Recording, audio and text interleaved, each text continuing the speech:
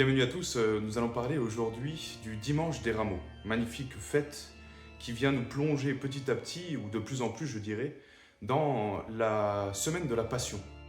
Et il est donc essentiel de passer par cette étape de l'entrée de Jésus dans Jérusalem qui va venir manifester une gloire assez inattendue. On va voir pourquoi. Et nous amener étrangement à cet épisode ensuite de la Passion de notre Seigneur, avec cette espèce de dichotomie entre, d'un côté, notre Seigneur glorieux, triomphant dans Jérusalem, et de l'autre, la mort sur la croix. C'est quand même deux salles, deux ambiances, je dirais, qui sont surprenantes à une seule semaine d'intervalle. Alors pour bien comprendre tout ça, l'intérêt, à mon sens, est de remettre l'histoire de notre Seigneur dans son contexte, et comment, avec les apôtres, il en arrive là. Il y a peu de temps, on a eu ce texte à la messe, nous avons eu l'épisode de la résurrection de Lazare. Et c'est quelque chose d'extrêmement important qui s'est passé. Tout d'abord, l'événement lui-même est quand même impressionnant. Cela fait 4 jours que Lazare est désormais mort. Il est déjà en train de se décomposer dans le tombeau. Et voilà que notre Seigneur apprend la nouvelle. Que fait-il ? Il s'avance, mais tranquillement, à la rencontre de Lazare en expliquant qu'il n'est pas mort, mais qu'il est en train de se reposer. Et arrivant devant le tombeau, il se met à pleurer une première fois, parce qu'il a perdu un être cher, un de ses amis visiblement, et il le ressuscite. Ressusciter Lazare après 4 jours de présence dans un tombeau, c'est quand même assez extraordinaire. Et ça fait un bruit énorme dans la région. Tout le monde semble apprendre cette nouvelle. Il n'y a pas que d'ailleurs, il y a également les pharisiens qui vont s'en mêler, on va le voir. Mais c'est sûr que cet événement est capital dans cette vie de notre Seigneur et dans cet épisode de la Semaine Sainte. Beaucoup crurent en lui, nous dit l'Écriture Sainte. Beaucoup, effectivement, lorsqu'ils voient cette résurrection, se disent « celui-ci est vraiment le Messie, c'est un grand prophète en Israël, etc. » Et ils se convertissent. Et certains hommes rapportent l'événement aux pharisiens qui sont pas très loin, et ils apprennent ça, ils se disent « ça commence à devenir compliqué cette histoire. Jésus fait trop de miracles, et des miracles comme ça, c'est pas rien. » Ils se réunissent donc avec les grands prêtres du temple de Jérusalem, et c'est à ce moment-là qu'ils décident de mettre à mort notre Seigneur, véritablement. Caïphe, qui est le grand prêtre de l'époque, dit « vous n'avez pas encore compris, il faut qu'un seul homme meure pour que tout le peuple puisse survivre. » Il prophétise ainsi la mort de notre Seigneur, sans savoir d'ailleurs ce qu'il dit réellement, mais on a vraiment l'annonce qui est faite à ce moment-là. Il est de votre intérêt qu'un seul homme meure pour tout le peuple. À partir de là, il décide de trouver notre Seigneur et de le faire périr. C'est vraiment donc un tournant décisif, et c'est pour ça qu'il est important de commencer par cet épisode de la résurrection de Lazare. Après cela, notre Seigneur annonce à ses apôtres qu'il doit monter désormais à Jérusalem. Et alors là, panique à bord. Pourquoi ça ? Parce qu'à plusieurs reprises déjà, on a essayé de tuer notre Seigneur. On l'a lapidé. C'est un texte que nous avons eu d'ailleurs très récemment aussi lors de ces semaines de carême. Notre Seigneur déclare qu'il est, c'était dimanche dernier, dimanche qui précède les rameaux, notre Seigneur annonce, premier dimanche de la Passion du coup, annonce qu'il est « Je suis celui qui est, je suis celui qui suis, je suis Yahvé ».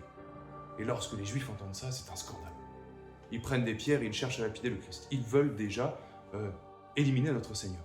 Parce qu'en plus de faire des miracles impressionnants, ils se proclament être le Fils de Dieu. Bon, ça leur plaît pas du tout. Ils veulent absolument tuer notre Seigneur. Et donc, notre Seigneur, lorsqu'il dit à ses apôtres « il faut que nous remontions à Jérusalem », panique à bord. Mais on va se faire tuer. On va se faire tuer si on remonte à Jérusalem. Et c'est un sentiment qui, du côté des apôtres, est assez juste. Si on se met à leur place, personne n'a envie de se prendre des pierres de la part des uns et des autres. C'est quand même pas très sympathique. Mais ils y vont. S'il faut que nous mourions avec lui, alors montons à Jérusalem. Ils se décident, ils prennent donc leur chemin, ils partent de Béthanie, visiblement, un peu dans le désert aux alentours de Jérusalem, pour monter à Jérusalem. Et là, on assiste à une scène, petit à petit, où on voit la foule qui va grandir. Notre Seigneur arrive, il y a l'épisode de Zachée, que je vous invite à relire d'ailleurs, très très beau. Il va y avoir ensuite l'épisode de la parabole des talents, extrêmement important. C'est aussi belle parabole qu'il vous faut relire. Il y a l'épisode de Marie-Madeleine qui arrive à ce moment-là. Hein. C'est le moment où Judas décide en partie déjà de se détacher un peu de l'œuvre de notre Seigneur, parce que lorsqu'il voit cette onction qui est faite de Marie-Madeleine sur les cheveux de notre Seigneur, avec l'albâtre, hein, cet onguent très précieux, très cher, il se scandalise, il dit, eh bien, on aurait pu s'en servir pour le distribuer aux pauvres, hein, par exemple. L'intention, visiblement, un des évangélistes le rapporte, c'est que eh bien, Judas voulait piquer dans la caisse également. On a cet épisode et on arrive ensuite à ce moment où notre Seigneur entre dans Jérusalem, le moment des rameaux. Mais vous voyez, tout est important de remettre les choses dans le contexte, hein, parce qu'on comprend mieux comment notre Seigneur en arrive là. Il envoie donc ses disciples à l'approche de Jérusalem lui chercher cet anon. Tous les évangélistes rapportent cette histoire, c'est très amusant, et ça a un certain intérêt. On est en train d'accomplir, le Christ est en train d'accomplir ce qui est annoncé depuis des siècles dans l'Écriture sainte. C'est une des paraboles, une des annonces qui a été faite, hein, et bien qu'il entrera sur un anon, monté sur le poulain de l'ânesse. Notre Seigneur demande ça. Et ce que je crois, c'est que on commence déjà à savoir que Jésus n'est pas loin. Il y a des curieux partout. Et puis, souvenez-vous, ils savent très bien que notre Seigneur vient de ressusciter Lazare et qu'il a opéré de nombreux miracles partout dans le pays.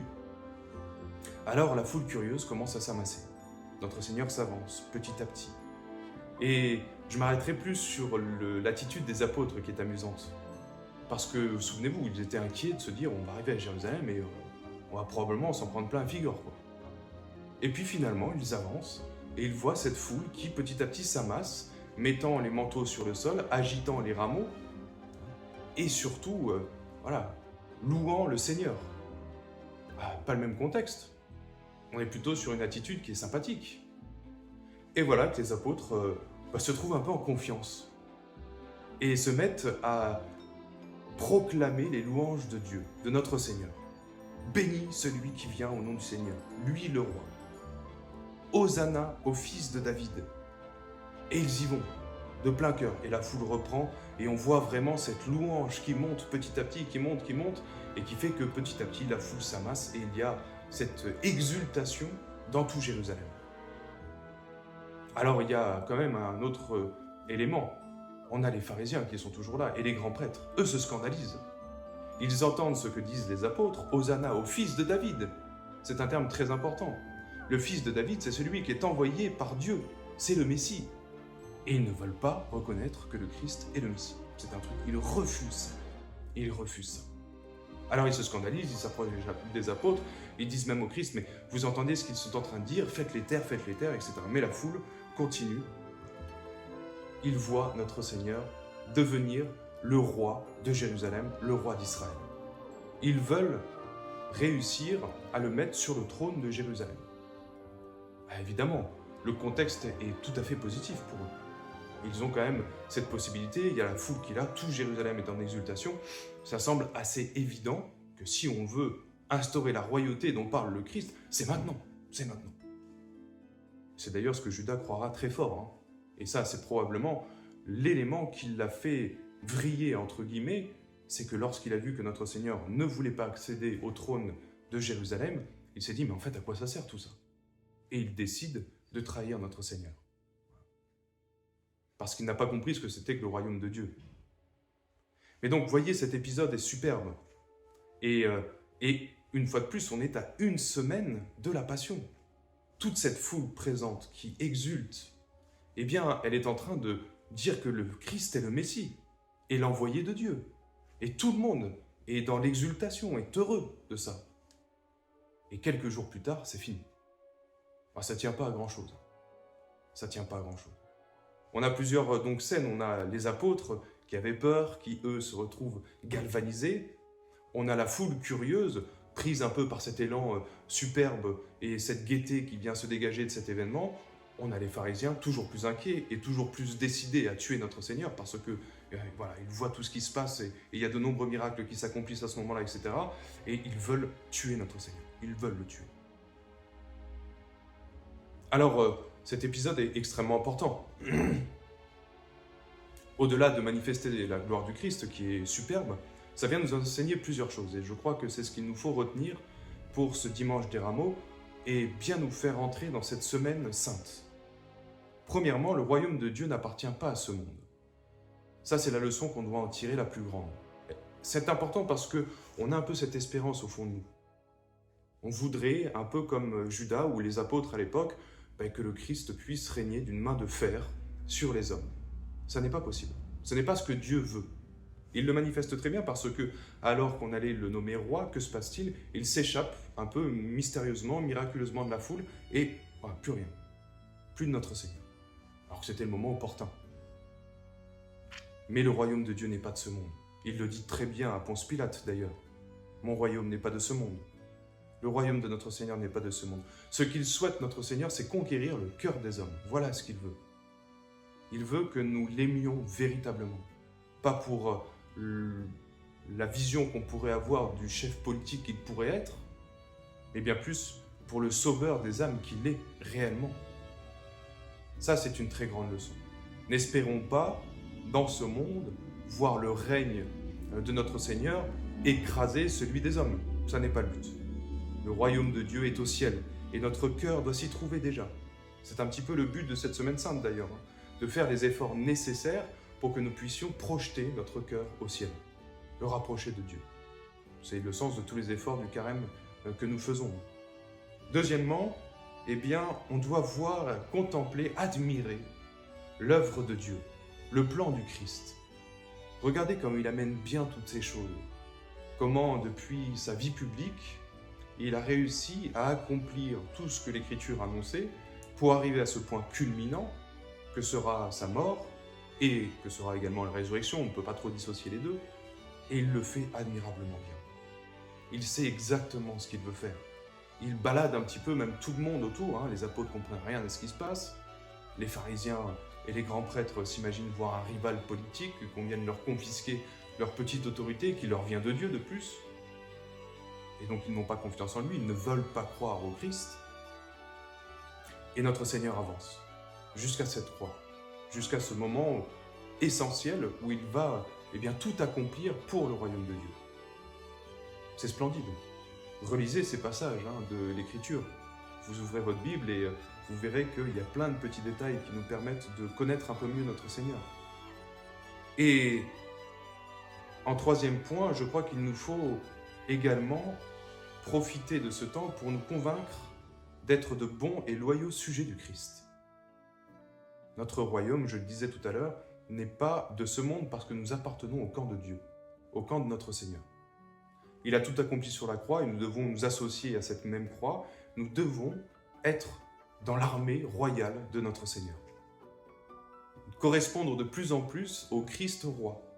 L'imiter.